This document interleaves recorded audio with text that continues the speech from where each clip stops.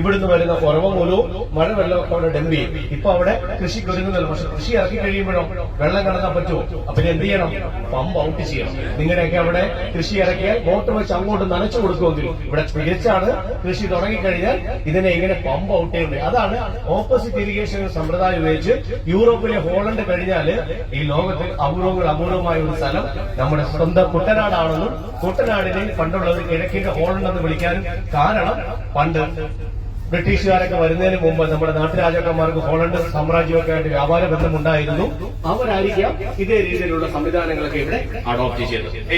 നമ്മൾ ഇനി കടന്നു പോകുന്നു ഇതേ രീതിയിലുള്ള കുട്ടനാട്ടിലെ ആ കായൽ നിലങ്ങളുടെ നടുവിലൂടെ. ഇപ്പൊ മനസ്സിലായി കാണും എന്താണ് കായൽ നിലങ്ങൾ എന്നാണ്.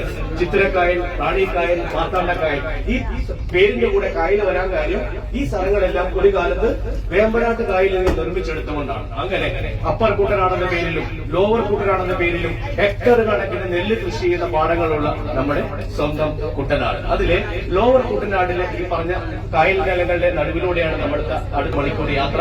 നമുക്കറിയാം ഏകദേശം ഒരു 4 നൂറ്റാണ്ടുകളുടെ പ്രോസസ്സാണ് കേട്ടോ അപ്പർ കുട്ടനാട്, ലോവർ കുട്ടനാട്. 17, 18 നൂറ്റാണ്ടിലാണ് അറബിക്കടൽ പിൻവാങ്ങിയ ശേഷം നമ്മുടെ പത്തനംതിട്ട കോട്ടയത്തിന്റെ ഭാഗമായിട്ടുള്ള സ്ഥലത്ത് അപ്പർ കുട്ടനാട് മനുഷ്യൻ നിർമ്മിച്ചത് അവിടെ താമസിക്കാൻ തുടങ്ങിയത്.